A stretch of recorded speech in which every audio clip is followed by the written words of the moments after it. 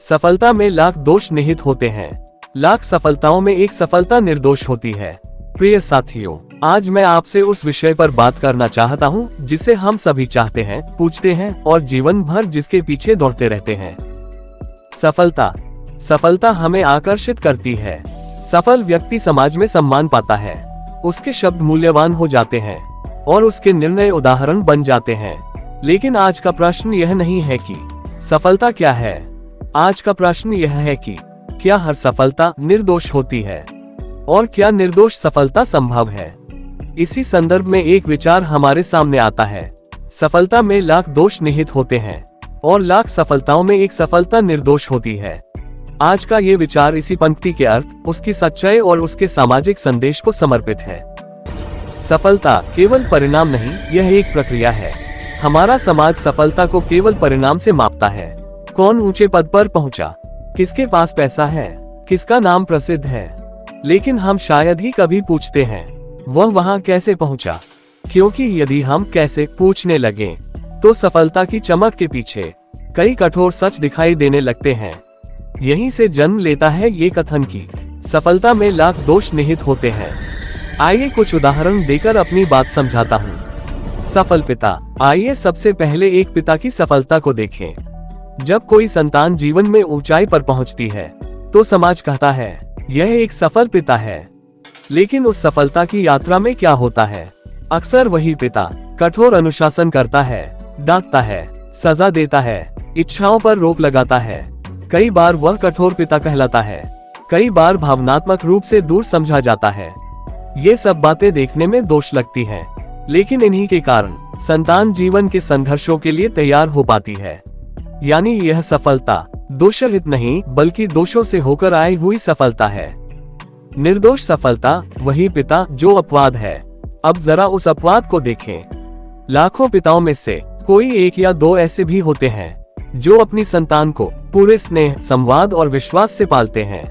वे डर से नहीं, समझ से सिखाते हैं, सजा से नहीं, उदाहरण से मार्ग दिखाते हैं और अनुशासन को प्रेम से जोड़ते हैं। फिर भी उनकी संतान बिगड़ती नहीं बल्कि अच्छे मुकाम तक पहुंचती है।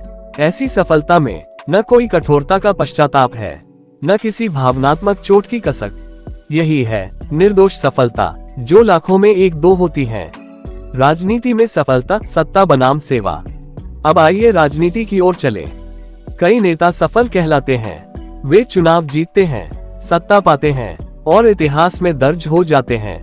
लेकिन उनकी सफलता के पीछे अक्सर होता है कटु भाषण, विरोधियों का अपमान, समाज में विभाजन और कभी कभी हिंसा। ये सब उस सफलता के दोष हैं। लेकिन ऐसे ही लाखों नेताओं में कभी कभी कोई एक नेता ऐसा भी होता है जो बिना नफरत फैलाए, बिना छल किए, केवल सेवा और ईमानदारी से लोगों का विश्वास जीत लेता है। ऐसी राजनीतिक सफलता दुर्लभ होती है, पर जब होती है तो वह इतिहास की दिशा बदल देती है। फिल्म निर्देशक और अभिनेता। प्रसिद्धि की कीमत। कला और सिनेमा की दुनिया में सफलता का मतलब होता है नाम, पैसा और लोकप्रियता। लेकिन इसके पीछे अक्सर छिपा होता है अपनों से दूरी, निजी जीवन का बलिदान, नैतिक समझौते और कभी कभी प्रतिभाओं का दमन। ये सफलता चमकदार तो होती है परंतु निर्दोष नहीं। फिर भी कभी कभी कोई कलाकार ऐसा भी होता है जो बिना विवाद, बिना समझौते और बिना किसी को पीछे धकेले ही अपनी प्रतिभा से ऊंचाई तक पहुंचता है। वह कलाकार लाखों में एक होता है। शिक्षक की सफलता, डर या प्रेरणा। एक शिक्षक को सफल तब कहा जाता है जब उसके विद्यार्थी सफल होते हैं। अक्सर इसके लिए कठोर अनुशासन अपनाया जाता है, डर दिखाया जाता है, डांट फटकार होती है। ये भी एक प्रकार की सफलता है, इसमें दोष निहित हैं। लेकिन कोई कोई शिक्षक ऐसा भी होता है जो केवल प्रेरणा, संवाद और विश्वास से शिष्य को आगे बढ़ाता है। उसकी सफलता में न भय होता है, न दूरी। प्रशासन और पुलिस। कठोरता बनाम संवेदना। प्रशासनिक और पुलिस अधिकारियों की सफलता अक्सर कड़े निर्णयों से जुड़ी होती है।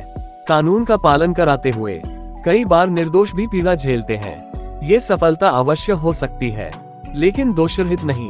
फिर भी बहुत कम अधिकारी ऐसे होते हैं जो न्याय, संवेदना और मानवता तीनों का संतुलन साध लेते हैं। उनकी सफलता सख्त होते हुए भी मानवीय होती है। इस पूरे विचार का समाज के लिए स्पष्ट संदेश है। हर सफलता अनुकरणीय नहीं होती।